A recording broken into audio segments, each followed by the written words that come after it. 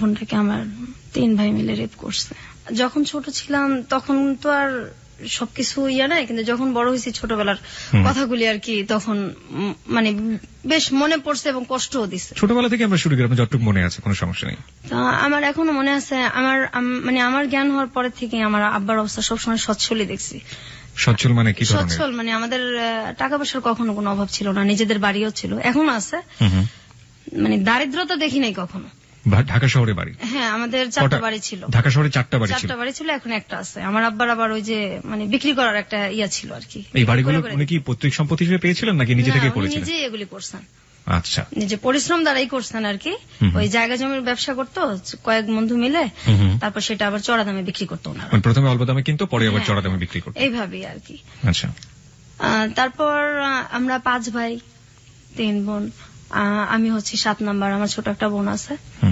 আমরা 2 বোন মানে স্কুলে পড়ি একসাথে। তো আমার বোনটা তখন থেকেই আমরা পিঠাপিঠি, 1 বছরের ছোট বড়, কিন্তু আমার বোনটাকে দেখলে এটা মনে হতো না। আমার বোনটাকে আর কি বেশ বড় মনে হতো। তো ওকে বড় মনে হওয়ার পেছনে কারণটা কি? মানে ও মানে মোটা হয়ে গেছিল অনেক ছোটবেলাতে। শরীরে কোনো সমস্যা ছিল? অন্য কোনো সমস্যা? ওর হরমোনের সমস্যা ছিল, এটা তো তখন আমরা বুঝতাম না। আর আমার ফ্যামিলি কখনো ডাক্তারও দেখায় নাই, কিন্তু ওর সাথে আমার মানে বোঝা যেত না যে আমরা দুইজন এত মানে কাছাকাছি যে বয়স, মনে হতো অনেক ছোট বড় আর কি। ওকে বড় মনে হতো, আপনাকে ছোট মনে হতো? ওকে অনেক বড় মনে হতো। তারপর আমরা স্কুলে যাইতাম। আমার বাবা টাকার অভাব নাই, কিন্তু আমাদের কখনো ব্যাগই কিনা দেয় নাই। আমরা ব্যাগ ছাড়া বই নিতাম হাতে করে। আপনাদেরকে বই মানে কিনে দিত না? বই মানে স্কুলে তো পড়ি, প্রাইমারি স্কুলে, কিন্তু ব্যাগ যে নিব, বইটা যে নিব, ব্যাগ, সেই ব্যাগ আমাদের কিনা দেয় নাই। আমরা হাতে করে ব্যাগ নিতাম। কারণ আপনার সব সন্তানের প্রতি কি একই রকম আচরণ করতো নাকি শুধুমাত্র আপনাদের? আমার ভাইদেরকে অন্যভাবে দেখতাম। আমার ভাইরা তো তখন অনেক বড়, কিন্তু এটা মানে শুরু এই যে বুঝি যে আর কি। আর একসাথে খাওয়াইতে গেলে সবসময় আব্বা মা ছেলেদেরকে পাশে রেখে বসায় খাওয়াইতো। আমরা বসলে আমাদের 2 বোনকে উঠাই দিত। কেন? আপনারা কখনো জিজ্ঞেস করতেন না যে কেন? হ্যাঁ, জিজ্ঞেস করতাম। কি বলতো? কোনো কিছু বলতো না, যে হিংসা করো কেন আমার ছেলেদের সাথে, এটা বলতো মাঝে মাঝে। তারপরে দেখতাম আমরা। আপনার ভাইরা কোনো প্রতিবাদ করতো না যে না বসে থাকো? কখনোই না, এটা তো মানে বাবা মার মতোই ওনারা। তারপর মানুষ টিফিন নিত, আমরা সেই সকালবেলা 2টা বোন যাইতাম। আমাদের আর্থিক অবস্থা ভালো হতো যে আমাদের টিফিন দেওয়া হতো না। আমার ছোট বোনটা ক্লাসরুমে কাঁদতো, আর স্কুলের মাঠে একটা আম গাছ ছিল, খিদে লাগতো খুব। তো আমি গিয়ে সেই মাঠের মধ্যে বসে বসে কাঁদতাম। সবাই খাইতেছে, আমরা 2 বোন খাইতে পারতেছি না, অথচ আমরা কখনো অভাব দেখি নাই। তো আপনারা কি কখনো প্রতিবাদ করতেন না? কারণ ওই সময়টা তো আসলে এতটা ইমোশনাল। আপনারা যখন বলছেন যে খুবই ছোটবেলায়, তো বাসায় এসে অনেক ঝগড়াঝাটি করতেন না যে কেন টিফিন দাও না বা কি অবস্থা? না, আমরা তো ভয় পেতাম, আমরা বলতে পারতাম না। ভয় পেতেন কেন? আমাদেরকে মারধর ভয় পেতাম। হ্যাঁ, ছোটবেলা থেকে আমরা খুব টর্চারে বড় হয়েছি, তো তখন তো আমরা অনেক ছোট। আমার বোনটাকে যেখানে ভর্তি করার কথা আপনার 1-এ, কি তখন তো বেবি ছিল, প্রাইমারি স্কুল ছিল, সেখানে ওরে ভর্তি করা হয়েছে 2-তে, বড় দেখে। কিন্তু ও যে পারবে কিনা এটা কখনো দেখে নাই। ওকে ভর্তি করে দিল, বাস দিল একদম ধাম করে ক্লাস দিল। তারপর আমরা একসাথে যাইতাম আসতাম। এই যে বৃষ্টি হইতো, তবু আমাদের কোনো ব্যাগ ছিল না। আমরা 2 বোন ফ্রকের নিচে করে বই আনতাম, আমাদের বই ভিজা যাইতো। আমরা সে বইটা গ্যাসের চুলায় বসে বসে 2 বোন শুকাইতাম। আমাদের ওই বই ছিল কি হইলো এটা দেখার মতো কেউ ছিল না। আমার বড় বোন ছিল, সেও কখনো আমাদের কেয়ার করে নাই। আর যদি গরিব মানুষদের সাথে খেলতাম, যারা আমাদের চাইতে একটু ছিল, তখনও মার খেতাম, অনেক মার খেতাম। আমাদের সবার সাথে। আপনাদের ভাইদের ক্ষেত্রেও কি একই রকম কিছু? হ্যাঁ, আমার ভাইরাই মারতো, আর ভাইদেরকে ওইভাবে দেখতো না। আপনার ভাইয়ের সাথে আপনার বয়সের ডিফারেন্সটা সেই সময় কতটুকু ছিল বা এখনো? আমার একটা ভাই আছে, সেটা হলো আমার বোধহয় 3 বছরের বড়, আর এরপর তো সবই বড়, অনেক বড়। কত বছরের ডিফারেন্স? যেমন আমি যদি মনে করেন আমি 1-এ পড়ি, তখন তারা 7-এ 6-এ পড়ে, এরকম। আচ্ছা, যাই আমরা আরো সামনের দিকে, গল্পের সামনের দিকে যাই।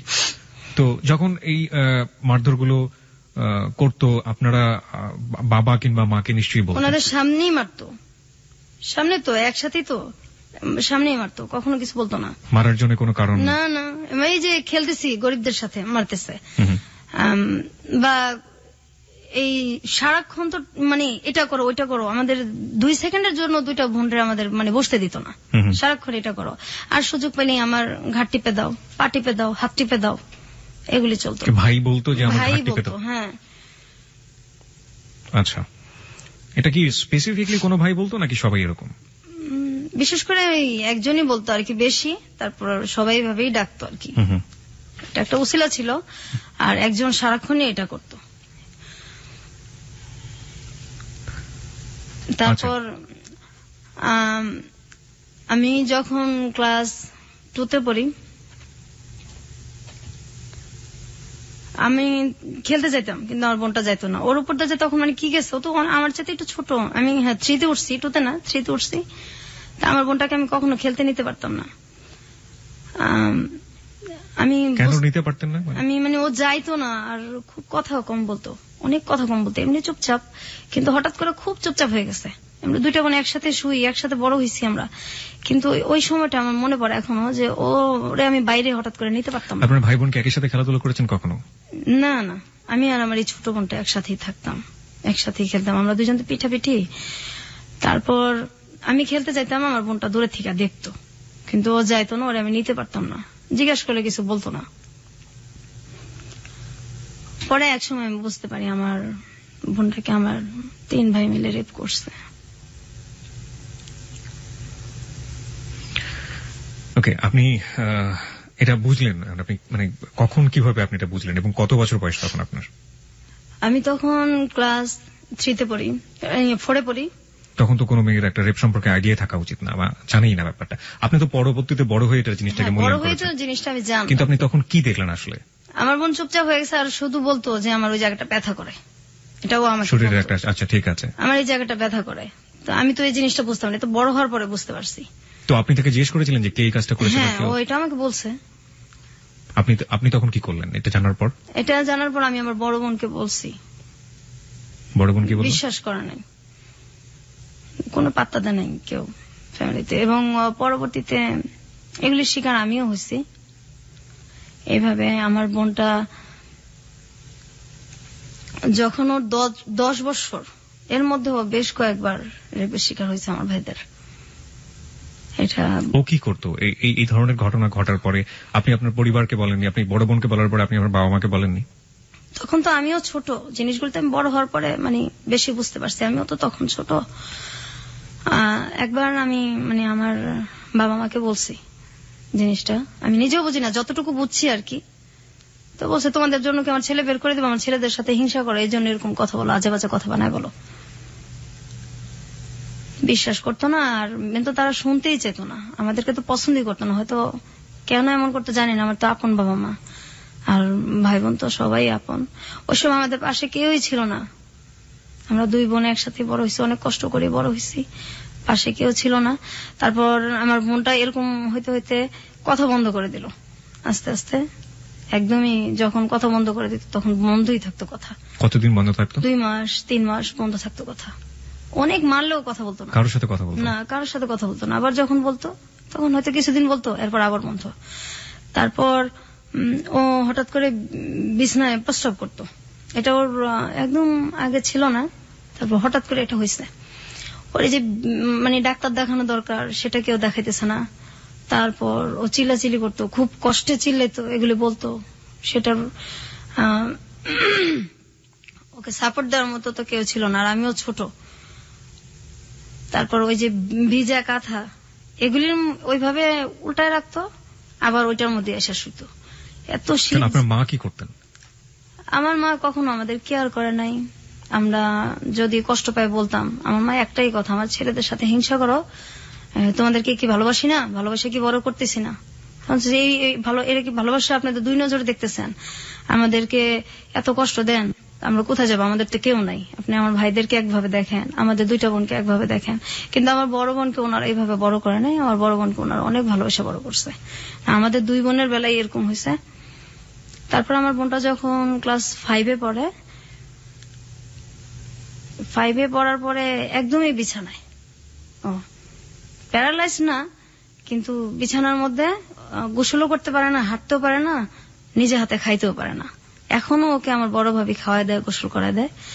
আর তখন আমার বড় ভাবিটা তখন এরকম ছিল না, পরে আস্তে আস্তে মানে আমার মায়ের চাইতে বেশি ভালোবাসে। আমরা মেন ট্রিটমেন্টে যায়নি যে সময়টা এরকম হলো? না, আপনার পরিবার ট্রিটমেন্টে যায়নি? না, কখনোই না। কোন ধরনের ট্রিটমেন্ট করে না, কখনোই করে নাই। তো ও তো অসুস্থ হয়ে পড়লো 93 সালে। This track was downloaded from FusionBD.com. 93 সালে একদমই বিছানায় পড়ে গেল। তখন ওর বয়স কত? তখন ওর মনে হয় কত হবে, 93 ও ক্লাস 5 পড়ায়। আচ্ছা, বয়সটা ওটাই কি ওর শেষ পড়া ছিল? পরের পড়াশোনা করতে না, হয়? এরপর তো একদম বিছনায়। আচ্ছা, একদম নিজে খাইতে পারে না, নিজে গোসল করতে পারে না, বিছানা থেকে ওরে ধইরা উঠাইতে হয়। কিন্তু ওর ভিতরে এই কষ্টগুলির কারণে ও আর কি এরকম হয়ে গেছে। তার মধ্যে ওর প্রচন্ড মোটা হয়ে গেছে। তো একবার ডাক্তার দেখানো হয়েছে, ডাক্তার বলছে ওর কোন মানে ওর শরীরে হরমোন অনেক বেশি। আর যেটা হলো যে ওর খুব মাথা ব্যথা করতো। ওর যখন মানে কান্নাকাটি করতো তখন আমার বাবা মার কাছে আসতো না, কিন্তু আমাদের পাশের পাশের সব মানুষ চলে আসতো। এত রাত্রে এইভাবে কে কাঁদে? পাশের পাশের অনেক লোকজন চলে আসতো, কিন্তু আমার বাবা মা পাশের রুমে থাকতো, ওনারা কোনোদিন আসতো না, আইসা কখনো পাশে বসতো না। কোন সময়ই আমাদেরকে মানে অসুখ হইলে আমার বাবা মা কখনোই কাছে আসেনি। কিন্তু আমার ভাইদের যদি অসুখ হইতো তারা পাশে যাইতো, ফল নিয়ে বসে বসে খাওয়াইতো। তারপর আমার বোনটা যখন একদম পড়ে যায় অসুস্থ অবস্থায়, তখন আমার এই ভাবি ওরে এই শুরু করে টানা আর কি। আমার ভাবিটা এমন দিন গেছে যে আমার মানে দুধ জাল দিচ্ছে, ছেলেদেরকে খাওয়াইতো, আমার মা বাবা খাইতো, কিন্তু আমাদের দুই বোনকে কখনোই দিত না। এই দুধ যে মানে খাওয়াটা, আমাদের বাসায় সবসময় দুধ রাখতো, আমার ভাবি আমাদেরকে খাওয়াই মেন। আমরা ভাবির কাছ থেকে এটা শিখি। আর মায়ের ভালোবাসাটা আমার বড় ভাবিই দিছে আমাদেরকে। পরবর্তীতে আমার সেজ ভাবি আসছে, উনিও এখন আমাদের আদর করে। কিন্তু আমার বোনটা এখন অসুস্থ। আমার বাবা আমার বোনটার কখনোই চিকিৎসার কথা বলে খুব রাগারাগি করে। একবার কিভাবে যেন অনেক ঝগড়ার পর আমার বোনটাকে ডাক্তার দেখানো হয়েছে। তো ওই যে ডাক্তার উনি বললো যে হরমোন বেশি, এটা ট্রিটমেন্ট আমি করব। আর ওর সিটি স্ক্যান করা হয়েছে, ওর মাথায় কোনো সমস্যা নাই। ওর মেন হলো তোমার মানসিক ডাক্তার দেখাতে হবে।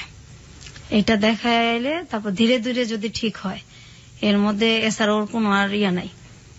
তো চিকিৎসাটা মনে হয় 2-3 বছর চলছে। তারপর আমার এক ভাই বলছে না ওকে পাগল নাকি, ওর মানসিক ডাক্তার দেখানো লাগবে। তারপর এই কথা বলার পর ওর চিকিৎসা বন্ধ হয়ে গেছে। আমার আব্বা ওকে আর কোনোদিন ডাক্তার দেখা নাই।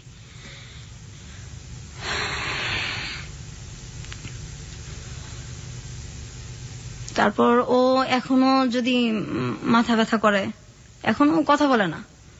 2 মাস 3 মাস কথা বন্ধই থাকে। ওর বয়স কত এখন? এখন ওর বয়স তো আমার 2 বছরের ছোট, ওর 28-27 এরকম চলে। ঈদ আসলে নতুন কাপড় ওরে দেওয়া যায় না, পরে না। না, ও কি করে? ও মানুষের সাথে কথা মানে মানুষকে দেখলে কি করে? খুব ভয় পায়। আত্মীয় স্বজন বাড়িতে আসলে ও বাথরুমে গিয়ে লুকায় থাকে ঘন্টার পর ঘন্টা। আপনি বলছিলেন যে আপনি ফার্স্ট টাইম জানলেন যখন আপনি ক্লাস 4 এ পড়েন, তখন সে তার ভাইদের দ্বারা রেপ। এবং এটা কি ওই একবারই ছিল নাকি পরবর্তীতে আরো? না, ওকে অনেকবারই করা হয়েছে রেপটা। আমরা এই গল্পে ফিরবো, তবে তার আগে একটা বিরতি আছে। বিরতির পর শ্রোতা যারা শুনছেন তাদের উদ্দেশ্যে আমরা বলতে চাই, আমরা ফিরে আসছি আজকের হ্যালো 8920 গল্পতে। এবং সবকিছু আসলে জীবনের গল্প, জীবনে সবকিছুই সম্ভব। এবং যা হয়েছে আজকে তা আসলে অসম্ভবের চেয়ে অসম্ভব। এই অসম্ভব গল্প আপনাকে শেষ পর্যন্ত আমরা বলতে চাই। এবং বলার পর এটা আসলে একটা মেসেজ, আমাদের পরিবারে নারীরা কিভাবে নির্যাতিত হন নিজের মানুষের দ্বারা, নিজের একেবারে রক্তের সম্পর্কের মানুষের দ্বারা, সেখানেও যে আসলে নারীরা অনেক সময় নিরাপদ না, সেটাই আমরা আজকের গল্পে তুলে ধরার চেষ্টা করছি। আমরা ফিরবো বিরতির পর, আশা করছি আমাদের সঙ্গেই থাকবেন। আরেকবার নাম্বারটি মনে করে দিতে চাই, 91156689115668। এটা হচ্ছে আমাদের নাম্বার, এখানে ফোন করতে পারেন। আপনি ফোন করার পর আপনি আপনার নাম এবং সেল নাম্বারটি বলবেন, তারপর আপনার যা বলার আছে আপনি বলবেন। এছাড়া ফেসবুকে আমাদের একটি পেজ রয়েছে, সেখানেও আপনি যোগ দিতে পারেন, আপনার অভিমত জানাতে পারেন। ফেসবুক পেজটি হচ্ছে facebook.com/hello8920। হ্যালো বানানে ডাব্লিউ নেই।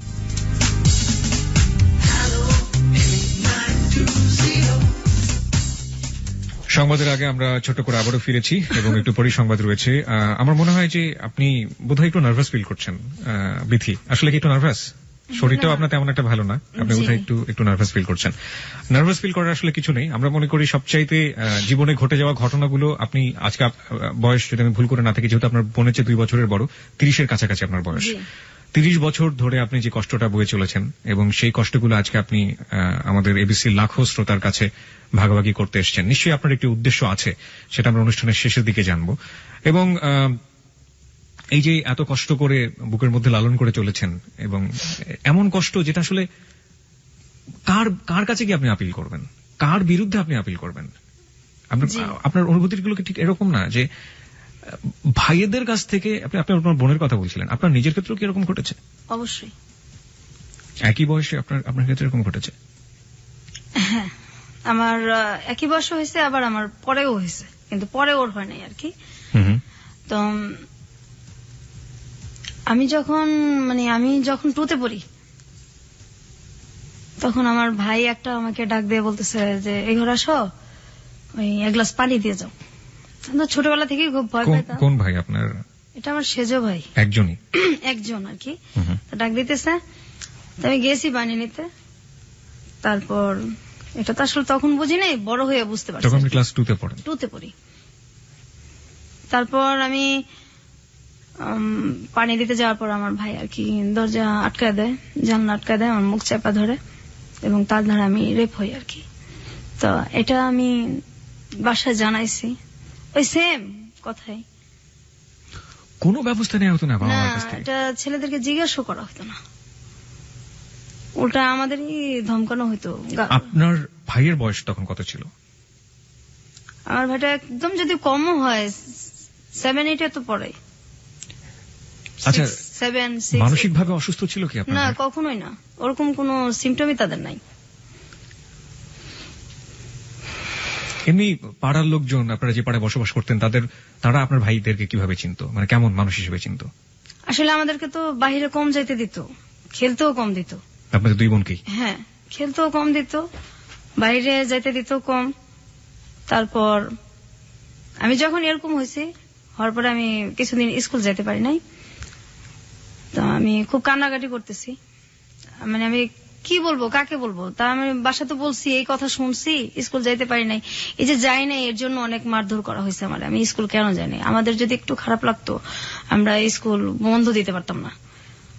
তারপর আমার বোন যদি পড়তে না চাইতো, যে একদিন খারাপ লাগতেছে, পড়তে পারতেছে না, ওরে মানে ফ্ল্যাটের ওই মাথা থেকে একদম এই মাথা পর্যন্ত আমাদের মানে পড়ার ঘরটা চুলের টাইনা টাইনা তারপর হেঁচড়ে নিয়ে আসা হয়েছে। কে করতো এটা? এটা আমার মেজবাই করতো, এটা আমাদের স্যারের সামনেই করতো। আচ্ছা, আমরা গল্পের বাকিগুলো শুনতে চাই সংবাদের পর। রাত 12টার সংবাদের পর আমরা আসলে এই গল্পের শাখা প্রশাখা সবগুলোই জানার চেষ্টা করবো। আশা করছি আমাদের সঙ্গেই থাকবেন। সংবাদ পর্যন্ত অপেক্ষা করুন, তারপরে গল্পের মূল জায়গাগুলোতে আমরা যাব। হ্যালো 8920, আপনি শুনছেন এবিসি রেডিও FM 90.2। আশা করছি সাথেই থাকবেন।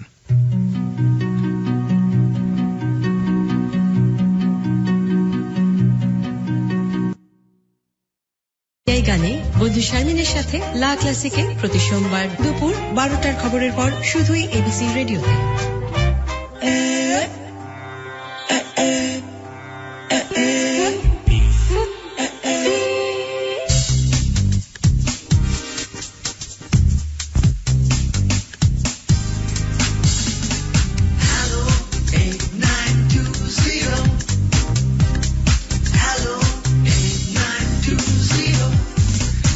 আরো একবার স্বাগত হ্যালো 8920-তে। সংবাদের পর আমরা ফিরে এসেছি আমাদের অতিথি নিয়ে। আজকে আমাদের সঙ্গে আছেন বিথি, তার ছদ্মনাম বলবো আমরা আসলে গল্পের প্রয়োজনে ব্যবহার করছি। তিনি তার নিজের নামটাকে গোপন করেছেন, এবং আমরা আরো একবার বলে নিতে চাই, আজকের এই গল্পটি একটি বাস্তব গল্প, জীবনে ঘটে যাওয়া গল্প, এবং আমরা মনে করি যে কোনো সেটা সমস্যাই থেকে যায় যদি সেটা গোপন রাখা হয়।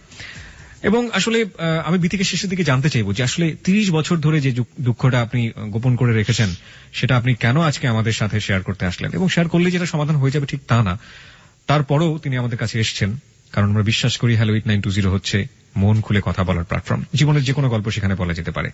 বিথি, আমরা সংবাদের বিরতিতে যাওয়ার আগে আপনার কাছ থেকে জানছিলাম যে কিভাবে আপনারা ফ্যামিলিতে অ্যাবিউজ হয়েছেন, এবং আপনার ভাইরা যেটা করেছে, এবং আপনার বাবা মা সেখানে কোনো ধরনের কোনো ভূমিকাই নেয়নি।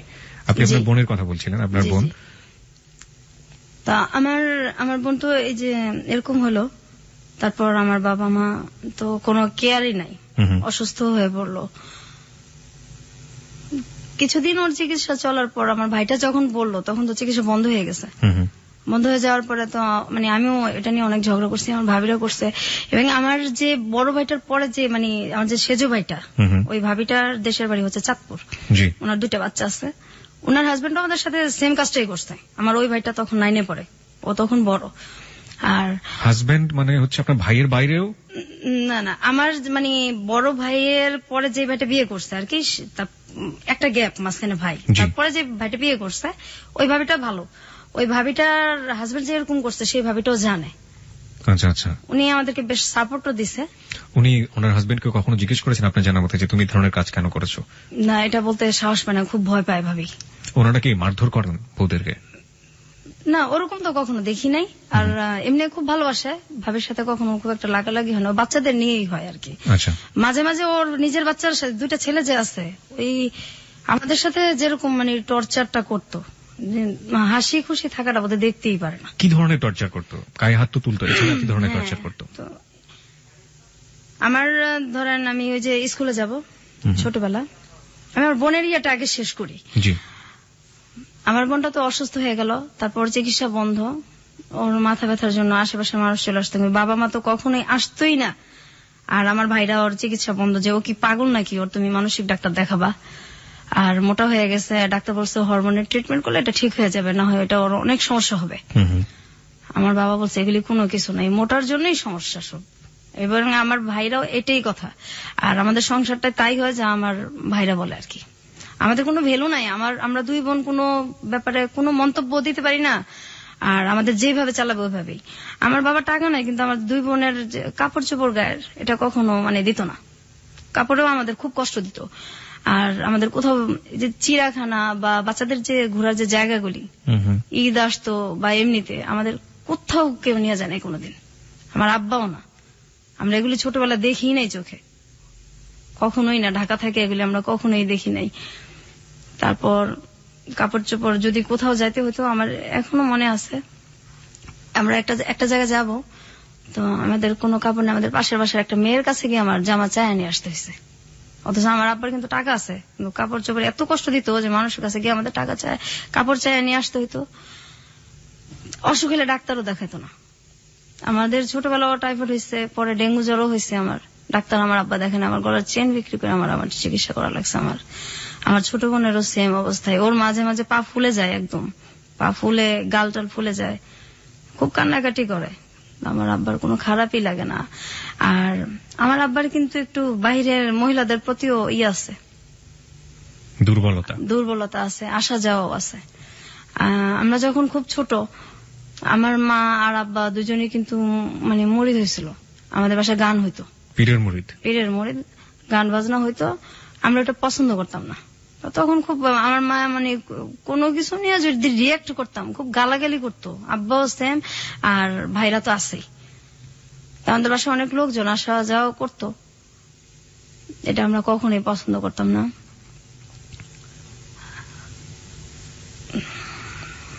খুব বেশি ইমোশনাল হয়ে গেলে আপনি গল্পের সামনের দিকে যেতে পারবেন, এবং আমি যতদূর জানি যে আপনি শারীরিকভাবে অসুস্থ, সুতরাং আমার মনে হয় একটু কন্ট্রোল করে আপনাকে বলতে হবে। আমি আর আমার ছোট বোন, আমার বোনটা যখন 6-এ পড়ার বয়স, ওর তো 5-এ পড়া আর যাইতে পারলো না, একদম অফ। এর মাঝে তো আমি আগেই বলছি যে আমিও রেপ হয়েছি। তারপর আমি যখন, আমার বোনটা অসুস্থ শুয়ে আছে, আমার মাকে আর কি একটা ছেলে ধর্মের মা ডাকে, তো উনি আমাদের বাসায় আসে অনেক রাত্রে। আমাদের বাড়িটা ছিল অর্ধেক দোতলা অর্ধেক একতলা। আমি আর আমার বোনটা যে রুমে শুইতাম তার পাশে আমার আব্বা আম্মার রুম ছিল, তারপরে ছিল বাথরুমটা। তো ওই লোকটা রাত্রে মানে আসে আমাদের বাসায়, আসার পরে আমার আব্বা আর মা আমার ভাইদের সাথে ওরা শুইতে না দিয়ে, আমাদের কিন্তু জায়গা আছে, ড্রয়িং রুমও আছে, আমাদের রুমে পাঠাই দিছে আমাদের সাথে শোয়ার জন্য। তো আমি ওইটা গিয়া বলছি যে আমাদের এত জায়গা আছে, উনি আমাদের সাথে কেন শুবে? তখন বলছে ওইখানে শুলে সমস্যা কি, তোমার ভাই না? ভাই বলে কিছু না, ভাই শব্দ তো ঘৃণা করি ছোটবেলা থেকেই, ভাই নামটাই ঘৃণা করি আমরা, ভাই আবার কি, ভাই বলে কিছু নাই। তারপর ওই লোকরা আমাদের সাথে শোবে। পরে আমরা কি করবো, আমরা 2 বোন সারা রাত একসাথে না ঘুমায় বসে আছি, আর ওই লোকটা আমাদের বিছানার মধ্যে শুয়ে আছে।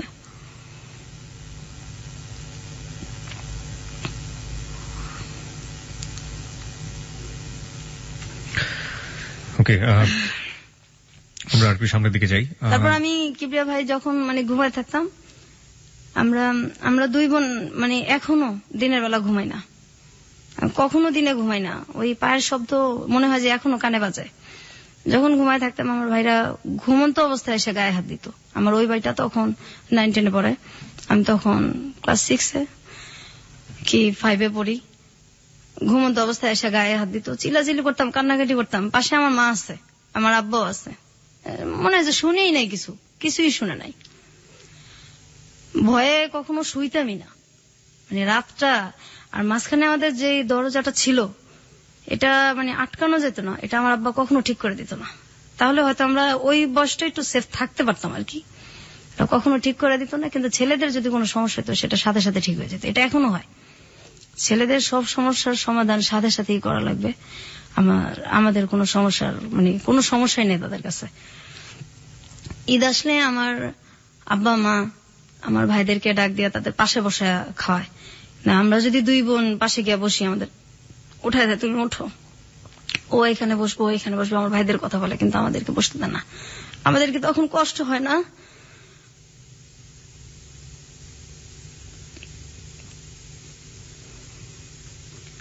আমি সবসময় বলতাম যে আমরা কি মানে আপনাদের সন্তান না?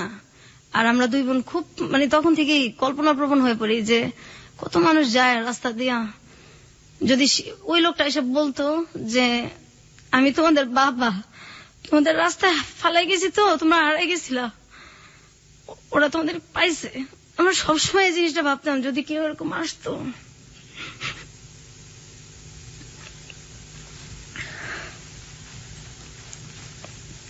আমি যখন ক্লাস 5 পড়ি, আমি স্কুল থেকে আসলাম, আমার তখন রেজাল্ট বের হয়েছে। আমি বাসায় এসে দেখি আমার যে বড় ভাইটা, আমার বড় ভাইটার বয়স তখন সম্ভবত 30-35 কাছাকাছি। আমি তখন ক্লাস 5 পরীক্ষা দিয়ে আসলাম, ফাইনাল রেজাল্ট নিয়ে আসছি বাসায়। আমি এসে দেখি একটা আমার বড় ভাইয়ের মতো কি তার সাথে একটু বড় এরকম একটা লোকের সাথে আমার বিয়ে ঠিকঠাক আমার বিয়ে দিয়ে দিবে। মানে আমি তো খুব কান্নাকাটি করতেছি, আমার ছোট বোন, আমরা অনেক কান্নাকাটি করতেছি। আমার দুইটা মামাতো ভাই, ওরা বলতেছে এটা কেমন কথা, এত বয়স্ক লোকের সাথে আর ও পড়ে, কিসের অভাবটা কি যে ওরা বিয়ে দিয়ে দিবে। আমি আমার বাবার পায়ে ধরে কান্নাকাটি করছি, আমার বিয়ে দেন না, আমার পড়ান, আমি যখন বড় হব আমি আমার পড়ার খরচগুলি আপনারা আমি দিয়ে দিব, তো আমার বিয়ে দেন, আমি পড়তে চাই।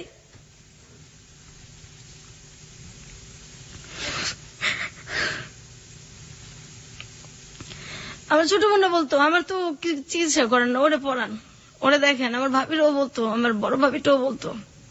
আমার আব্বা মা কারো কথা শুনতো না। তারপর ওই বিয়েটা আমার মামাতো ভাই, আমি, আমার ছোট বোন, আমরা মিলা এটারে মানে ওই লোকটাকে বাড়ি থেকে তাড়াই আর কি, অনেক অপমান করে যতটুকু ওই বয়সে কুলাইছে। আর এই জন্য আমার যে ভাইটা বেশি টর্চার আমাদেরকে করছে, ওই ভাইটা আমাদেরকে অনেক মারছে ওদিন রাত্রে। আমরা আমি স্কুলেও 4-5 দিন যাইতে পারি নাই, আমার এত জ্বর আসছে।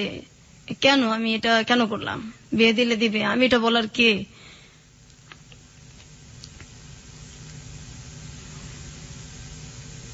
তারপর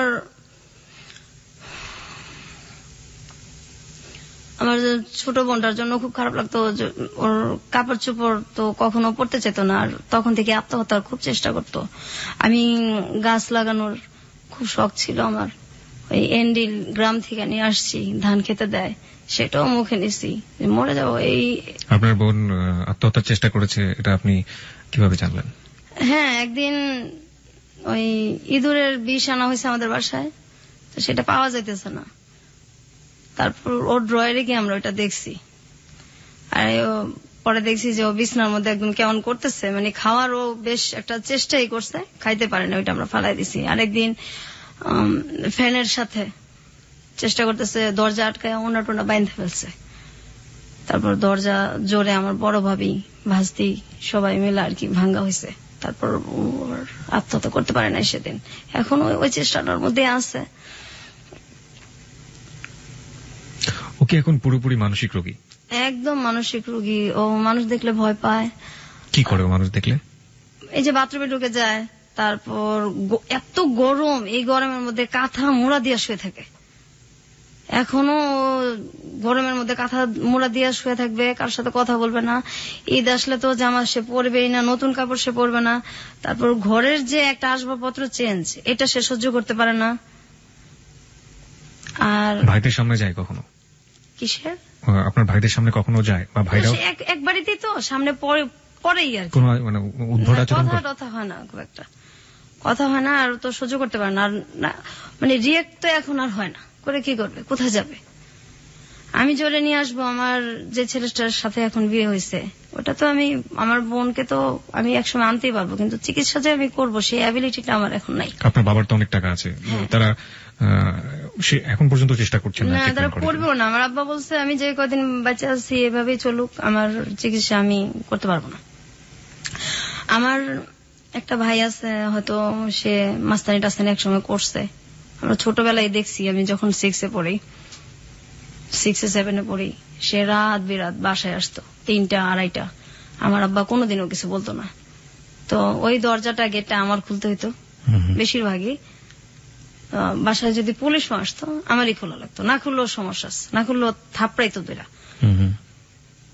তো ওরে এই যে জেলখানায় যাইতো বা থানায় যাইতো, এক রাতে আমার ছেলেটা মারবো, ব্যথা পাইবো, 40,000 টাকা দিত রাত্রে, 50,000 টাকা দিতে এক রাতের জন্য থানায়, আমার ছেলেটা যাতে না মারে। তো ছেলের জন্য এত কষ্ট লাগতেছে, একদিন থানায় থাকবে, মেয়েদের জন্য কষ্ট লাগে না। তারপর আবার ছোট নিয়ে আসতো লাখ লাখ টাকা দিয়া, অথচ আমার বোনটার চিকিৎসা হয়ে যায় এই টাকা দিয়া। করবে না? কষ্ট লাগে না, মায়া লাগে না? কি করবে?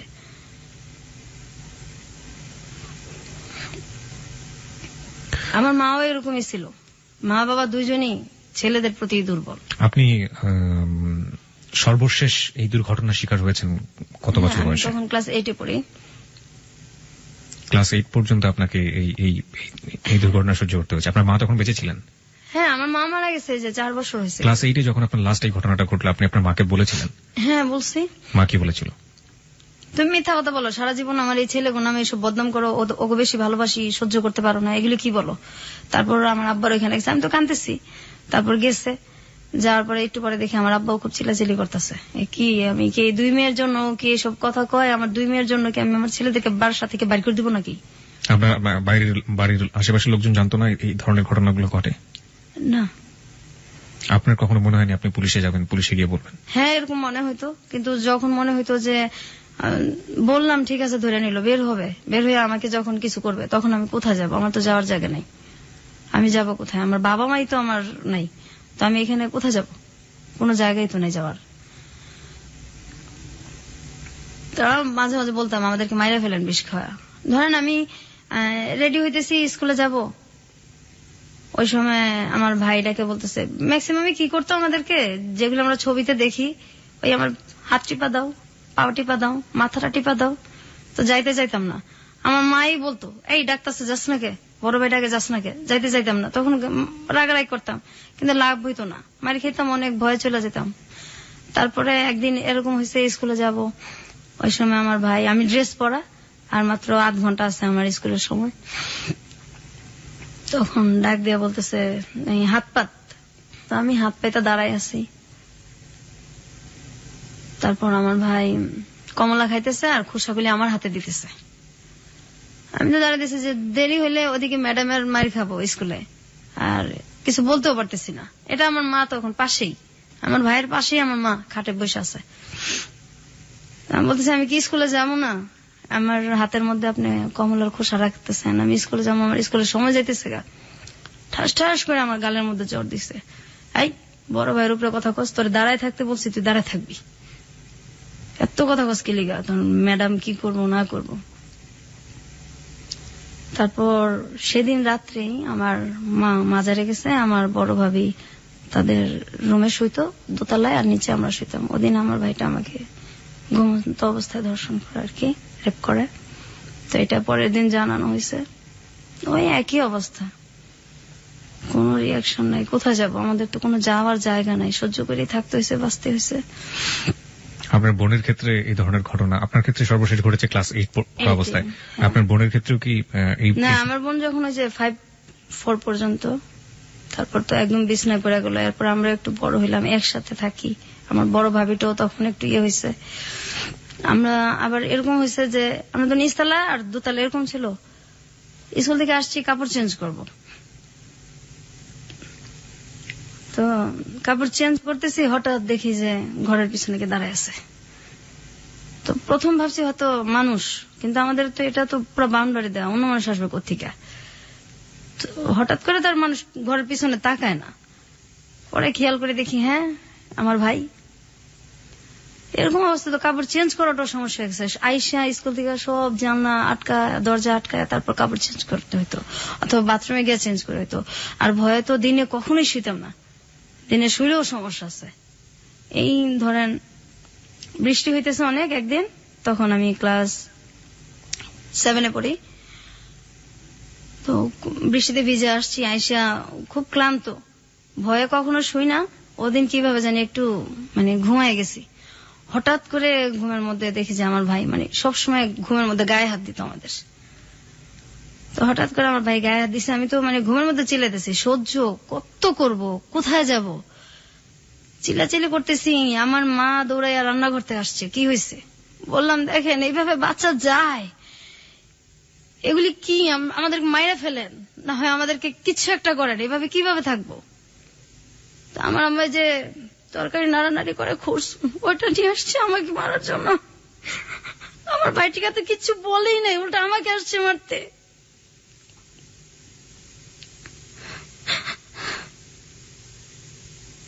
This track was downloaded from FusionBD.com.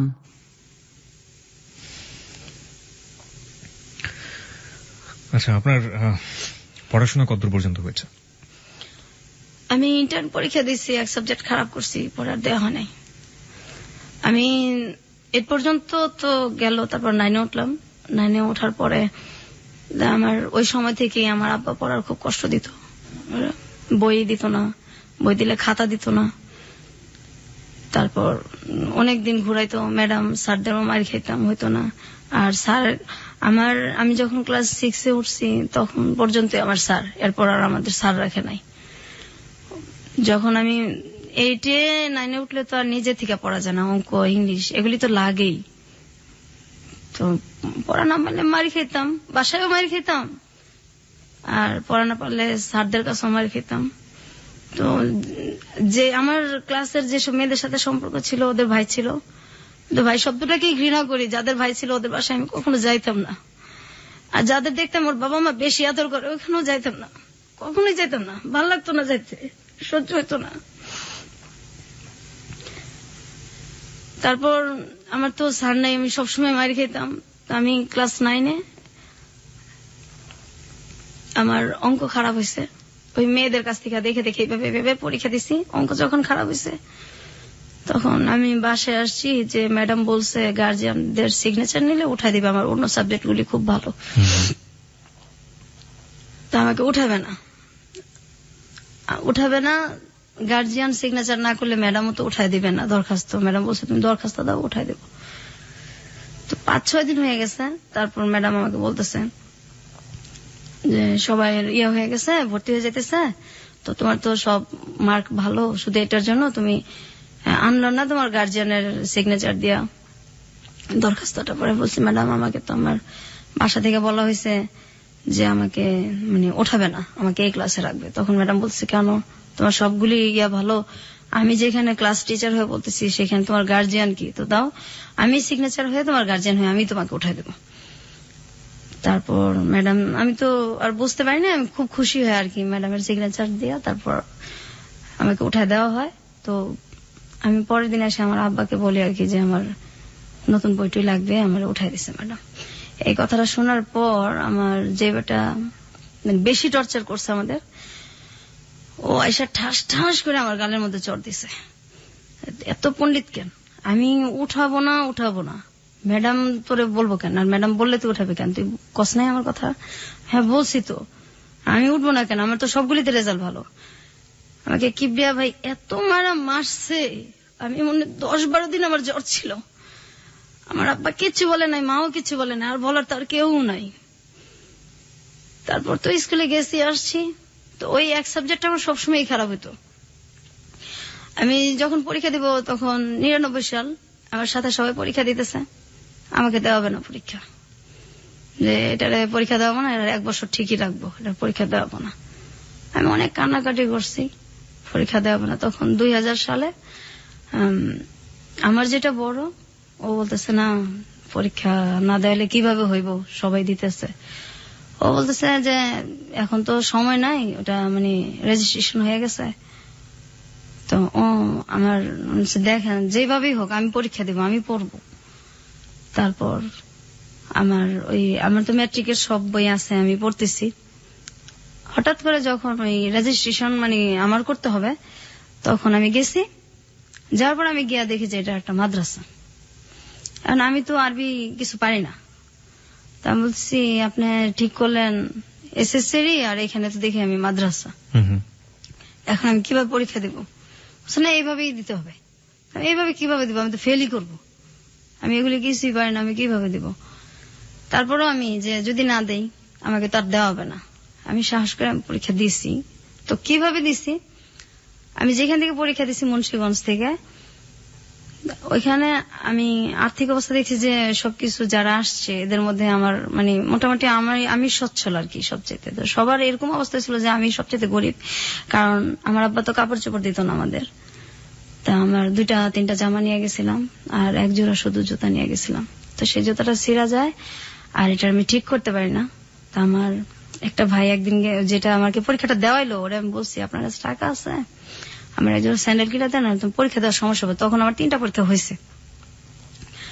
হচ্ছে না এইভাবেই দিতে হবে, এই সিরাটা পরে পরে ল্যাংড়া ল্যাংড়া যাবি পরীক্ষা দিতে, টাকা দিতে পারবো না। আব্বা আমার কাছে টাকা দিছে, এগুলি আমার, এগুলি তোর স্যান্ডেল কিনা দেওয়ার জন্য দেয় নাই। এখন কি করবো, আমার তো স্যান্ডেল নাই। আমি স্যান্ডেল রাইখা আমি খালি পেয়ে গেছি পরীক্ষা দিতে। ম্যাজিস্ট্রেট আমাকে বলতেছে যে তুমি খালি পেয়ে আসছো কেন? যে ফকির সেও তো স্যান্ডেল পরে আসে, পরীক্ষা দিতে আসছো, ভদ্রতা জানো না? ওরা বলছে স্যার আমি তো মানে আমার স্যান্ডেল তো ছিঁড়ে গেছে, এর জন্য তো আমি স্যান্ডেল পরে আসতে পারিনি। ওই পরীক্ষাটা আমি দিছি, পরের দিনও আমি সেম ভাবেই গেছি। তখন ম্যাজিস্ট্রেট আমার সাথে খুব খারাপ ব্যবহার করছে, যে এটা কি তুমি স্যান্ডেল পরে আসবা না, পরীক্ষা দিতে আসছো, এটা কোনো কথা হইলো? আমি খুব কান্নাকাটি করছি। তারপর আমি অন্য মানুষের কাছে চাইয়া, তারপর মানুষের কাছ থেকে স্যান্ডেল চাইয়া নিয়ে আমি পরীক্ষা দিছি। আমার ওইখানে জামার অনেক কষ্ট করছে আমি, আমার বাসা থেকে কেউ যায় নাই, আর আমি একা অজানা অচেনা একটা গ্রামে, আমি একদম একা, কাউরি আমি চিনি না, শুধু পরীক্ষা দিয়ে যে বাসাটা থাকা এদের সাথে পরিচয় যে হয়েছে, আর কাউরে চিনি না, কিছু চিনি না আমি।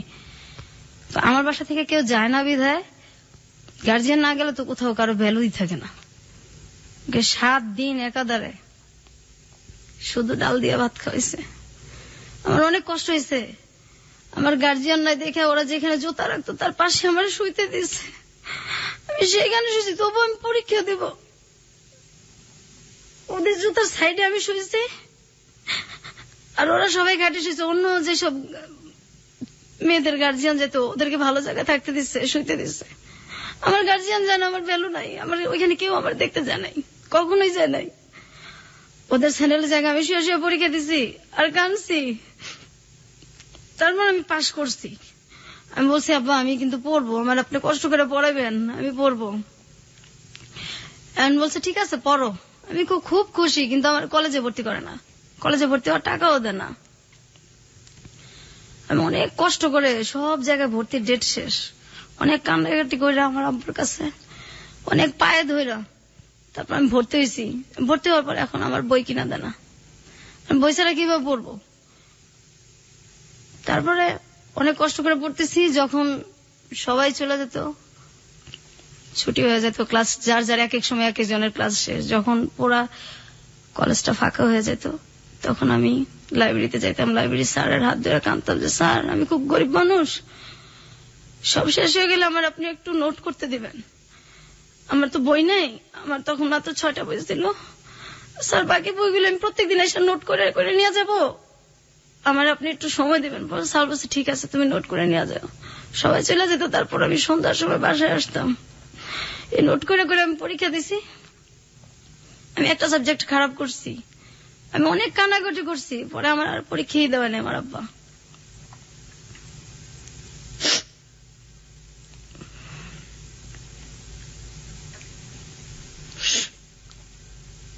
পৃথিবীতে সবচেয়ে মধুর সম্পর্কগুলো হচ্ছে প্রথমত রক্তের সম্পর্ক, কারণ বাবা, ভাই, মা, এই সম্পর্কগুলো আসলে এই সম্পর্কই, এই সম্পর্কের ক্ষেত্রে কোনো কিছু চিন্তা করে যায় না। কিন্তু আজকে যে ঘটনাটা আমরা শুনছি, জীবন আসলে কখনো কখনো বোধহয় কোনো কোনো জায়গায় কোনো কিছুই, কোনো নিয়মকেই ক্ষমা করে না। আসলে এই ঘটনাটা আসলে সেরকমই একটা ঘটনা। আমরা কি আরো একটু সামনের দিকে যেতে চাই? আপনি যদি একটু নিজেকে সামনে রাখেন প্লিজ। প্রত্যেকটা মানুষের জীবনেই প্রেম ভালোবাসা আসে, আপনার জীবনেও কি এরকম কখনো এসেছিল? হ্যাঁ, আসছে। আমি আরেকটু কথা বলে নেই। জি। আমি কিন্তু এই যে বড় হয়েছি, কোথাও বেড়াইতে যেতে পারতাম না। আমার ভাইরা বেড়াতে যেতে দিত না, পিকনিকে যেতে দিত না, আমার আব্বাও এটার কোনো কিছু করতো না। কখনো বেড়াতে যেতে পারতাম না, কোথাও দাওয়াত হলে যেতে পারতাম না। আর প্রেম, আমি যখন ইন্টারমিডিয়েট দিব তার কিছু আগে দিয়ে আর কি, আমার মানে প্রতিবেশী এক ছেলের সাথে আমার সম্পর্ক হয়। ওই প্রপোজাল দেয়, সম্পর্ক হয়। হওয়ার পরে আমি শুধু ঠিক করতেছি যে আমি ওকে আমার ফ্যামিলি সম্পর্কে বলবো। জি। তো যখনই বলি তখনই বলে তোমার ফ্যামিলি দিয়ে বা তোমার কোনো অতীত দিয়ে আমার দরকার নেই, আমার ওগুলি দিয়ে কোনো কিছু দরকার নেই। ও তখন অনার্সে পড়ে। আচ্ছা। আমি আমার ফ্যামিলিতে জানাবো। ও অনেক গরিব ছিল, আমাদের ফ্যামিলির তুলনায়। এখন আমার ফ্যামিলির ভিতরে কি এটা তো ও জানে না। জি। বাইরে থেকে তো বড় লোকই। ও সবসময় বলতো যে আমি তোমার সাথে কোর্ট ম্যারেজ করবো, তোমার ফ্যামিলিতে বললে তো আমাকে বিয়ে দিবে না। পরে আমি বলছি না, আমি রাজি করাবো। তো আমার কিছু কথা আছে, এটা তুমি শোনো, তারপর ভালো লাগলে সম্পর্ক আগায়। বলছে না পরে। তো এই শুনে না যখনই বলতে চাই যে আমার একটু একটু টাচ দেই, কিন্তু ওই যে জিনিসগুলি, ওগুলি সুযোগটা হয় না। আর আমিও বলার যে ইয়াটা মনের, ওইটাও আমি সঞ্চয় ওই তখন পাই না। যে আমি তো একা, যদি ও চলে যায় তো আমি তো এরপরে তো একদমই একা হয়ে যাব। কত বছরের সম্পর্ক ছিল ওর সাথে? 2 বছর। ওকে। তারপর একটা সময় আমার তখন আমার আব্বা তো পড়াবেও না, বিয়েও দিবে না। তারপর ওরে আমি ওই সময়টায় ওর সাথে যখন আমার সম্পর্কটা প্রায় 2 বছর কাছাকাছি, ওরও অনার্স শেষ হয়ে আসছে, শেষই পরীক্ষা দিছে অনার্স, তখন ওকে আমি বলছি যে তোর সাথে কিছু কথা আছে, আজকে আমার কথা শুনতেই হবে। তা বলছে ঠিক আছে শুনবো। ওই সময় আমার একটা ভাই যে কোনো কারণবশত আর কি একটু জেলখানায় যায় আর কি। ওই ভাইটার আমরা কখনো দেখতে পাই না, ওই তো সেম ভাই, আমার ওই ভাইরাই। ওইটা নিয়ে আমার কোনো মাথা ব্যথাও নাই, কিন্তু এটাও ও জানে আর কি, আমাদের একই এলাকায় যেহেতু ও জানে। জানার পরে তো আমি বলছি যে এই জিনিসটা নিয়েও কথা বলবো আর আমার ফ্যামিলি সম্পর্কে কথা বলবো। আর ও ঠিক করছে, ওর বাবা মাকে পাঠাবে আমাদের বাসায়। ফ্যামিলি সম্পর্কে কথা বলবেন আপনি যে ভায়োলেন্সের শিকার হয়েছেন আপনার ভাইদের দ্বারা লম্বা একটা সময়, এটা আপনি বলতে চাচ্ছিলেন? এটা আমি বলতে চাইতেছি, কিন্তু আপনি সুযোগ পাচ্ছিলেন না। আমি সুযোগ পাচ্ছি না, আর ও শুনতে চাইতেছে না। আর দেখা তো আমি 4 মাস 5 মাস পরপর করতাম। আচ্ছা। এত তাড়াতাড়ি দেখা করতাম না। তারপর ওকে আমি একদিন, আর আমি দেখাও করতাম ওর সাথে, যে জায়গায় আমি বলতাম ওই জায়গায়। ওর ইচ্ছা মতো আমি দেখা করতাম না, কারণ আমি তো ছেলেদের বিশ্বাসই করি না। আর ওর সাথে সম্পর্কটা আমার সহজে হয় না, অনেকদিনই লাগছে। তারপর ওকে আমি বলছি যে তুমি যে আমার কথা শোনো না, এখন আমি আমার একটা কথা বলবো, তারপর তুমি দেখো কি করবা। আর ওই সময় কিন্তু এই যে আমার অনেক বিয়ের প্রপোজাল আসতো, আমি শুধু ওর জন্য সব বাদ দিছি। অনেক ভালো ভালো ছেলের প্রপোজাল আসতো, ওর জন্য সব বাদ দিছি। আমার ভাবিকে দিয়ে আমি আমি বললেই রাখছি আমার ভাবিকে যে আমি এরকম একটা ছেলের পছন্দ করি। আমার ভাবিকে দেখাইছি, আমার ছোট বোনকে দেখাইছি, আমার 2 ভাবিকেই দেখাইছি। তারপর আমার বড় ভাবি মেয়ে দেখছে বেশি, বলছে না অসুবিধা নাই, শিক্ষিত আছে, গরিব দেখে কি হয়েছে, আমরা একটা কিছু করে দেবো না। আর এভাবে আপনি কতদিন বাঁচবেন, এভাবে তো বাঁচা যায় না, বের তো হইতে হবে। তারপর ওকে আমি বলছি, বলার পরে ও হঠাৎ করে আমাকে বলতেছে যে বলছেন কি আপনি আমার যে লাইফে যে আমার ভাইদের দ্বারা যে আমরা নির্যাতিত হয়েছি আর কি, এই জিনিসটাই মেন আমার বলার। নির্যাতিত শব্দটা আসলে এখানে যায় না, এর চেয়ে বড় কিছু বলা উচিত। আমরা ঠিক জানি না শব্দটা আসলে কি হবে। ওকে, আপনি রেপের ঘটনাগুলো আপনি তাকে খুলে বলেছেন, এবং আপনার সহ আপনার বোনেরও ব্যাপারটা আপনি বলেছেন। পুরো ফ্যামিলিটার সম্পর্কে আমি ওরা টাচ দিছি যে বাইরে থেকে তো তুমি দেখো, এই তো বিয়ে হইলে কিন্তু আমার এটা না বললে তোমার এখনই আমি বলি, যাতে আমি তো এটা কখনো না কখন বলবোই, তোমার কাছে তো এটা আমি গোপন রাখবো না, যার সাথে আমার বিয়ে হোক। তো এই হইল। তা আমি যে ওর জন্য যে ছেলেগুলিকে মানে বিয়ে করি নাই, যখন আমার বিয়ের প্রপোজাল আসছে এটাও জানে, এবং ও 2-1টাকে দেখছো। ওই সময় ও আমার বলতেছে, দেখো আসলে আমি তো তোমার ভালোবাসি নাই, আমি তো একটা মেয়েকে ভালোবাসতাম।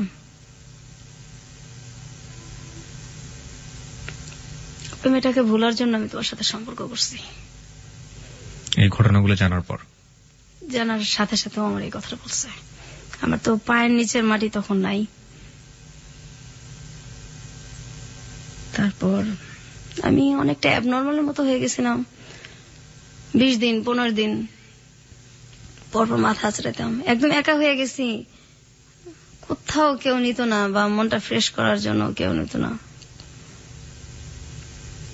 তারপর হঠাৎ করে আমার এখন যার সাথে বিয়ে হয়েছে আর কি, এর অনেক বছর পরেই, প্রায় 5-6 বছর পরে, 7-8 বছর পরে, আমি মানে এই যে আমি কষ্টটা করলাম, আমার আব্বা আমাকে আর পড়ায়ও না। আমি তো তখন ইন্টার এক সাবজেক্ট খারাপ করে আর দেওয়া হইলো না, আর ওর সাথে এটা হইলো। তারে প্রায় 1 বছরের মতো আমি একদম চুপচাপ। আমার মানে আমি কি করব, কোথায় যাব, মানে কষ্ট আর সহ্যই করতে পারতেছিলাম না। আবার ছেলেটা এরকম করছে আমার সাথে। ও কি পরে বিয়ে করে ফেলে সঙ্গে সঙ্গে? না, আর অনেক পরে করে। আর পরে যোগাযোগ করেনি আপনার সাথে? না, কখনোই না। এবং আপনার ভাইরা যে এই আপনি যখন খুলে বললেন যে আপনার ভাইরা আপনাকে এই ধরনের আচরণ করেছে আপনার সঙ্গে, ওর এই ব্যাপার নিয়ে আর কোনো কথাই বলেনি? কোনো কথাই বলে না। ও বলছে আমি আসলে একটা মেয়েকে ভালোবাসতাম, ওকে ভুলার জন্য আমি তোমার সাথে সম্পর্ক করছি। এর পরের ঘটনাগুলো আমরা জানবো শ্রোতা যারা শুনছেন। এবং আজকে বিথির বর আমাদের সাথে উপস্থিত আছেন। বিথির বরের কাছেও আমাদের কিছু প্রশ্ন আছে, আমরা সেই প্রশ্নগুলো উত্তর তার কাছ থেকে খোঁজার চেষ্টা করবো। তবে তার আগে সংবাদের বিরতি আছে, সংবাদের পরপরই ফিরে আসছি। খুব ছোট্ট একটা বিরতি। আর একবার মনে করে দিচ্ছি, আপনি শুনছেন hello 8920 ABC radio FM 89.2 Kibria আপনার সঙ্গে আছে। আশা করছি সাথেই থাকবেন।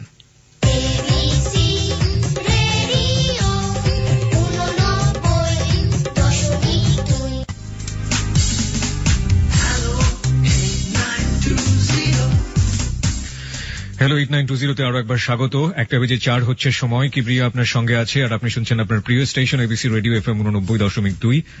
এই হ্যালো 8920 হচ্ছে আপনার গল্প বলার প্ল্যাটফর্ম, আমরা বলি এটাকে। এবং আপনি আপনার জীবনের গল্প এখানে বলতে পারেন। এখানে আমরা কোনো কাকতালীয় অধিভৌতিক কোনো গল্প বলি না, এবং আপনি আপনার জীবনে যেটা ঘটে গেছে সেই গল্পগুলো এখানে বলবেন। এবং সেই গল্প থেকে যারা আমাদেরকে শুনছেন, লাখো লাখো শ্রোতা, তারা বিভিন্ন শিক্ষা নিয়ে থাকেন। আজকের গল্প থেকে আমরা কি শিক্ষা নেব? প্রত্যেকটা মানুষেরই আসলে এখানে ব্যক্তিগত, একদমই আপেক্ষিক একটা ব্যাপার যে আসলে কি শিক্ষা নেব। তো আমি একটা শিক্ষা ব্যক্তিগতভাবে নিয়েছি এবং নিব, সেটা অনুষ্ঠানের শেষের দিকে বলবো। আর একইভাবে বিথি আজকে আমাদের সাথে আছেন। ছদ্মনাম বলছি, তার আসল নামটা বলা সম্ভব হচ্ছে না আমাদের পক্ষে, এবং আসল জায়গাটাও বলা সম্ভব হচ্ছে না। সে কি শিক্ষা নিয়েছে তার ছেলেমেয়েদের ক্ষেত্রে, সেটাও আমরা জিজ্ঞেস করব। আর এই ফাঁকে আপনাকে আরো একবার একটু মনে করিয়ে দিতে চাই, আমাদের অনুষ্ঠানে আপনি অংশগ্রহণ করতে পারেন। 24 ঘন্টা একটি নাম্বার খোলা রয়েছে আপনার জন্য, 91156668। আবারও বলছি, 91156668। এই নম্বরে ফোন করে আপনি আপনার নাম এবং আপনি আপনার সেল নাম্বারটি ধীরে স্পষ্ট করে দিয়ে আপনি যা বলতে চান বলবেন। যে কোনো ধরনের প্রতিক্রিয়া হতে পারে, যে কোনো ধরনের কথা হতে পারে, কিংবা আপনি যদি এখানে অতিথি হয়ে আসতে চান, কি গল্প বলতে চান আপনার জীবনে, সেটা বলতে পারেন এবং আপনার সাথে আমরা যোগাযোগ করব। হতে পারে আগামী সপ্তাহে আপনি এখানে আমাদের অতিথি হয়ে আসবেন। এছাড়া ফেসবুকে আমাদের অতিথিদের সাথে যোগাযোগ করতে, অতিথিদের যে কোনো ধরনের সাহায্য করতে, অতিথি প্রোগ্রাম সম্পর্কে অনুভূতি জানাতে, যে কোনো মন্তব্য করতে, আপনি ফেসবুকে একটি পেজ রয়েছে হ্যালো 8920, সেটাতে আপনি যোগ দিতে পারেন। আপনাকে যেভাবে খোঁজ করতে হবে, RJ Kibria, RJ space KEBRIA, not KIB, ঠিক আছে? আরজে স্পেস KEBRIA, ওখানে আপনি জয়েন করতে পারেন এবং আপনার যা প্রতিক্রিয়া আছে আপনি সেটা জানাতে পারেন। এখন পর্যন্ত আমরা যেসব প্রতিক্রিয়া পেয়েছি, মানে হঠাৎ করে যদি বলা হয় যে পৃথিবীটা ধ্বংস হয়ে গিয়েছে, এবং তারপরও মানুষ অবাক হবে না, এত বেশি অবাক হচ্ছে। এবং আমিও ঠিক এতটাই অবাক হয়েছিলাম যখন আমি বিথিকে ফোন করেছিলাম, বলেছিলাম যে আপনি আসলে কি বলতে চেয়েছিলেন, আপনি একটু বলেন। আমি স্পিচলেস, যেটাকে বলে, আসলে বাকরুদ্ধ হয়ে গিয়েছিলাম। আমরা ঘটনার এখনো শেষের দিকে না, আমরা একটু সামনের দিকে এগোতে চাই। বিথি, সেই ছেলেটা তো আপনার জীবন থেকে চলে গেল, তার 4-5 বছর পরে আপনি বিয়ে করলেন। যাকে বিয়ে করলেন সে আমাদের সাথে রয়েছে এই মুহূর্তে, আপনার বর। এটাও কি আপনার লাভ ম্যারেজ ছিল? না। এই বিয়েটা হলো কিভাবে? বিয়েটা হলো যে আমাদের মানে ও হচ্ছে আমার দুঃসম্পর্কের আর কি এক আত্মীয়র ছেলে, এক দুঃসম্পর্কের এক খালার ছেলে আর কি। তো আমরা যখন ওদের সাথে আমাদের কোনো সম্পর্কই নাই, আচ্ছা আমরা যখন খুব ছোট 5-এ 6-এ পড়ি, তখন সম্ভবত ওদের বাড়িতে আর কি সম্ভবত না একবার গেছি আমি আর আমার মানে বড় ভাইয়ের মেয়ে। তখন আমার বড় ভাই তো খুব ছোটবেলা বিয়ে করে ফেলছিল, ওটা বলা হয় নাই। তো ওর মেয়েটা আর আমাদের কিন্তু মানে বয়সের বেশি পার্থক্য না। আচ্ছা তারপর যাই হোক ওই ভাস্তিটা আর আমার ভাস্তিটা তখন খুব ছোট, মানে ও কোলেই নেই এরকম আর কি।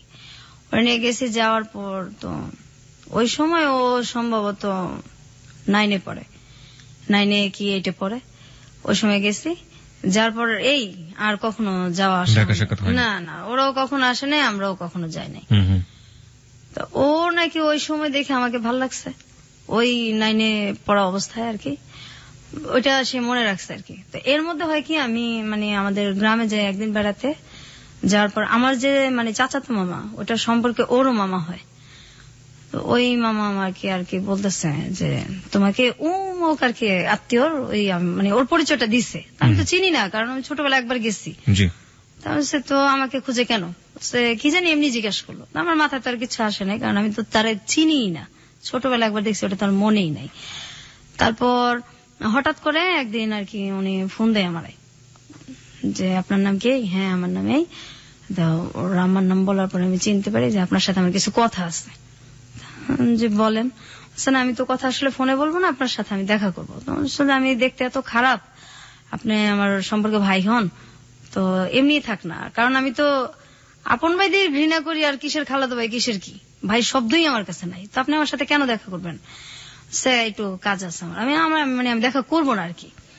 তারপর অনেক দিন আমাকে মানে অনেক দিন ফোন করছে, প্রায় 2 মাসে ফোন করার পরে, খুব রিকোয়েস্ট করার পরে তারপর আমি ঠিক আছে আমি দেখা করবো আপনার সাথে। হুম হুম তারপর আমি দেখা করছি, করার পর উনি বলছে যে আমি আসলে আপনাকে তো সেই ছোটবেলা দেখছি, তো আমি তখন থেকে ঠিক করে রাখছি আমি বিয়ে করলে আপনাকে করবো। বলছে না আমাদের ভাই বিয়ে করা যাবে না, আমি বিয়েটা করবো না, কারণ বিয়ের শব্দটাও ঘৃণা করি। ছোটবেলা ওই যে আমার একবার বিয়ের ইয়েটা হয়েছে, তারপর থেকে বিয়ের শব্দটাও ঘৃণা করি, আর আমি এগুলির মধ্যে নাই, আর বিয়েটা করবো না। আর আমার আব্বা তো মানে বিয়ের টাকা খরচ হবে, বিয়ের মধ্যেও নাই, আর আমার তো তখন মানে বিয়ের না, আমার তখন আমি কাঁদতেছি যে আমি পড়বো, পড়াশোনা করবো। হ্যাঁ আমার যে পড়া গ্যাপ গেছে, আমার যে একটু বয়সটা বাড়ছে, ওইটা আমার কিচ্ছু যায় আসে না, লজ্জাও লাগে না। আমি মেন হলে আমি পড়বো, তখন আমি পড়ার জন্য কাঁদতেছি যে কেউ যদি আমার সাহায্য করে তখন আমি পড়বো। তেমন যে আপনি যদি পড়তে চান তা ঠিক আছে আমি পড়াবো, কিন্তু আমি আপনাকে বিয়ে করবো। ঠিক আছে আপনি বিয়ে করবেন, আমি তো বিয়েটা করবো না, এরকম কথাটা তো বলে চলে আসি, আর কথা হয় না। তো উনি আমার অনেকদিন ফোন দেয়, ফোন দিতে থাকে। এক পর্যায়ে আমি আমার ফোনটা মানে সিমটা আমি চেঞ্জ করে ফেলি। আমার ওই মামা তো আমার মানে আমার গ্রামে আমার ওই মামা আমার ফোন নাম্বার গুলি তো সবসময় নিত, ওনার সাথে আমার সবসময় কথা হতো। ওনার আমি বলছি যে আপনি ওনাকে কিন্তু কখনো আমার নাম্বারটা দিবেন না। জি তখন আমার ওই মামা ওরে কি করে, আমার মামার আবার ও খুব ইয়ে করে বলে বোঝায়, তারপর ফোন নাম্বারটা দেয়। দেওয়ার পরে ও বলতেছে, খুব কান্নাকাটি করছে, আপনি ফোন চেঞ্জ মানে সিমটা চেঞ্জ করলেন, আমার তো আপনার সাথে কথা ছিল, আপনি এরকম করেন না। পরে আমি দেখেন আমি বিয়ে করবো না। অনেক রিকোয়েস্টের পরে তখন আমি বলছি যে আমি এরকম একটা মেয়ে, আমি আপনার বিয়ের যোগ্য না। তো বলছে আমি আপনার যোগ্য না, কারণ আমাদের দিক থেকে আর্থিক অবস্থায় ওরা মোটামুটি একটু কম আর কি, আর আমি যে ধরনের ছেলে পছন্দ করি আপনি সেটার মধ্যেও পড়েন না, আমি বিয়ে করবো না। আমি বিয়ে যদি করি আমার যেমন পছন্দ এমন করবো না, আমি করবো না। আবার এদিক দিয়ে মানে খুব চিন্তা করতেছি যে যদি সে আমার সত্যি পছন্দই করে, বিয়ে করতেই চায়, তাহলে আমার এটা শোনার পরে যদি সে ভাল লাগে তাহলে আমি চিন্তা করে দেখবো। আচ্ছা, কারণ আমিও এইভাবে আর বাঁচতে পারতেছিলাম না, আমার আর এইভাবে বাঁচা সম্ভব না। আমি এর মাঝে একবার এন্ডিল 2 বার মুখে নিয়ে আমি ফালাই দিছি, একবার ছোটবেলা আবার বড় হইয়া আত্মহত্যা করতে গিয়েছিলেন। তারপর আমি মাঝখানে আমি কিন্তু নেশাও করতাম, এটাও আমার বলা হয় নাই। আচ্ছা, কি নিতেন আপনি? আমি ফেন্সিডিল খাইতাম, আমার এক বান্ধবীর সাথে প্যাথেডিনও নিতাম। প্যাথেডিন পেতেন কোথায়? আমার ওই বান্ধবী নিয়ে আসতো। এগুলো নিতেন কেন? ভাল লাগতো না, বাসায় ভাল লাগতো না থাকতে।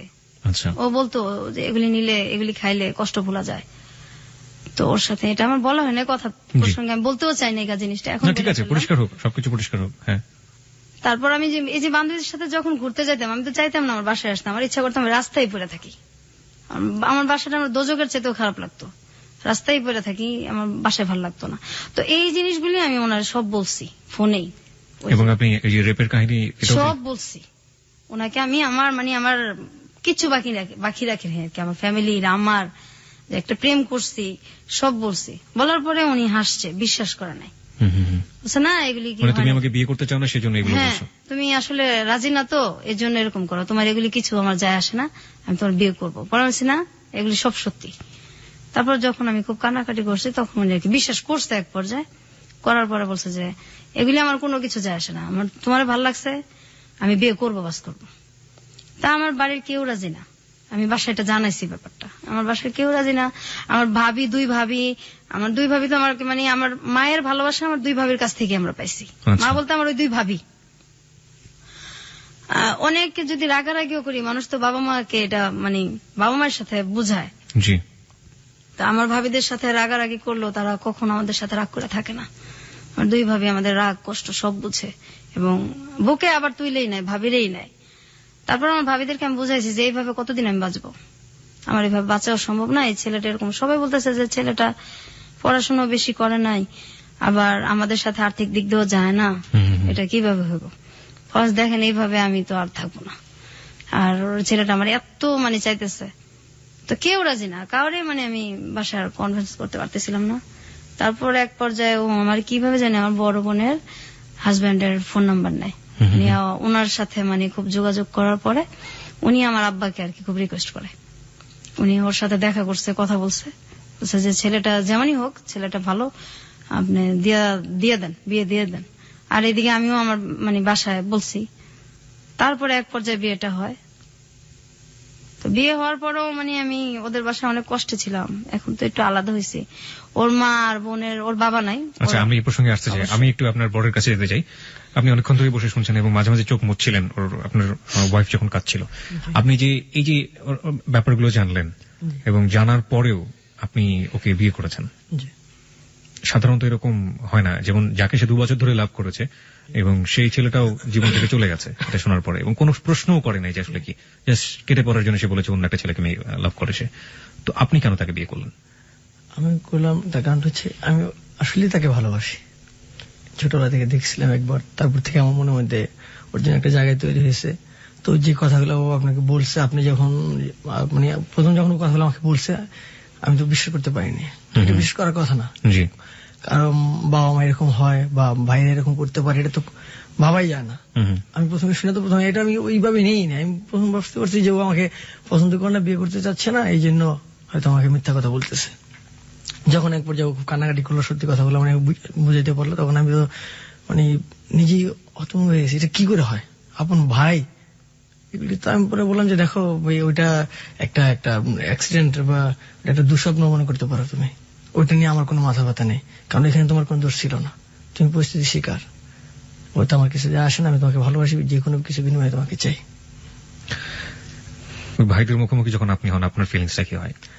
সে তো আপনাকে বলে বোঝাতে পারবো না। যদি আল্লাহ তাআলা আমাকে ক্ষমতা দিত, এই বিচার মনে আমি নিজে হাতেই করতাম। আচ্ছা বিধি, আপনার কাছে একটু আসি। আপনি এখন আপনার সেই বাপের বাড়িতেই আছেন এবং আপনি নিচতলায় থাকেন সম্ভবত, রাইট? হ্যাঁ, এটা আমি যে কয়েক মাস আগে আসছি, আমি তো অসুস্থ। কেন আসছেন?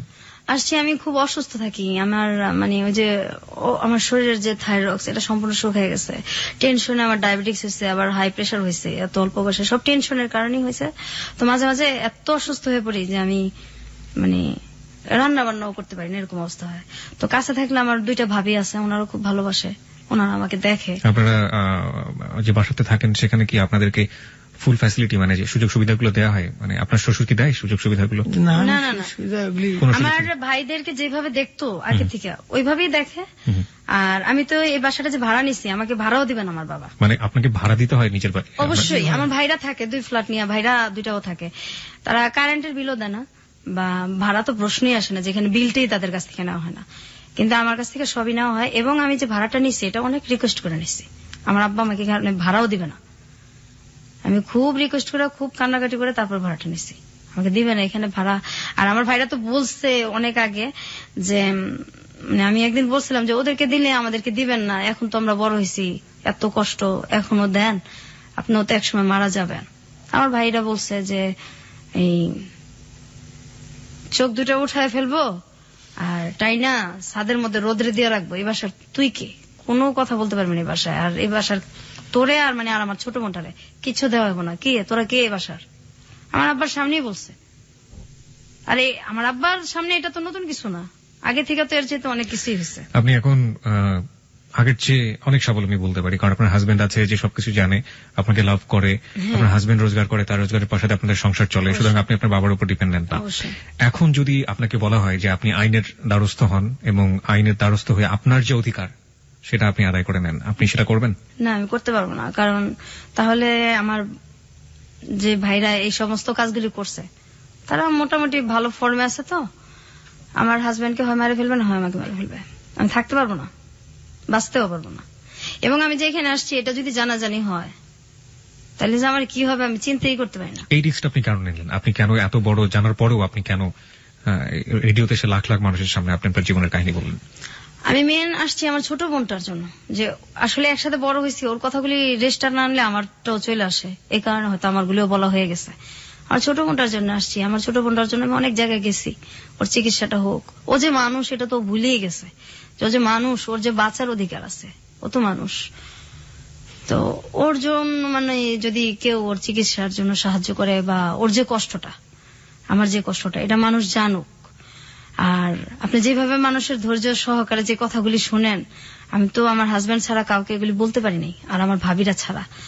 তো আপনার কথা শুনে আমার খুব ভালো লাগছে, আমি চিন্তাও করি নাই যে আমি মানে কেন যাব, কি করব, আমার ভালো লাগছে, আমি চলে আসছি। কিন্তু যখন আমি জানিয়েছি যে আমি আসবো, তখন আমি চিন্তা করছি, আমি যে দিলাম আমি কথা বলতে পারবো, আর বলার পর আমার কি হবে, এই চিন্তাটা আমি পরে করছি।